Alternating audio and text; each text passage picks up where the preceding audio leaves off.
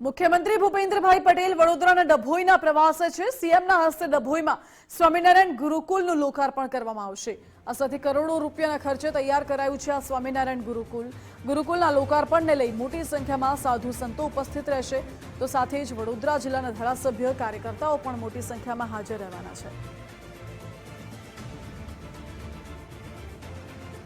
આ દ્રશ્યો લાઈવ મળી રહ્યા છે વડોદરાથી, જેના દ્રશ્યો આપ જોઈ રહ્યા છો। મુખ્યમંત્રી ભૂપેન્દ્ર પટેલ સાથે જ ભાજપના કાર્યકર્તાઓ અને વડોદરા જિલ્લાના ધારાસભ્યો પણ મોટી સંખ્યામાં ઉપસ્થિત રહ્યા છે।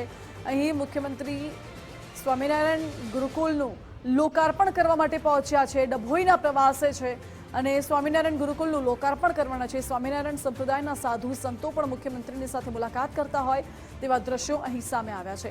મહત્વપૂર્ણ છે કે કરોડો રૂપિયાના ખર્ચે સ્વામિનારાયણ ગુરુકુલનું નિર્માણ કરવામાં આવ્યું છે અને મુખ્યમંત્રી ભૂપેન્દ્ર પટેલ સ્વામિનારાયણ ગુરુકુલનું લોકાર્પણ કરવા માટે પહોંચ્યા છે। વધુ જાણકારી આપી રહ્યા છે સંવાદદાતા પિન્ટુ પટેલ। પિન્ટુ, મુખ્યપ્રધાન અત્યારે ડભોઈની મુલાકાતે છે, સ્વામિનારાયણ ગુરુકુલના લોકાર્પણને લઈને શું છે પૂરી વિગતો? જી ચોક્કસ, સ્વામિનારાયણ ગુરુકુળનું જે લોકાર્પણ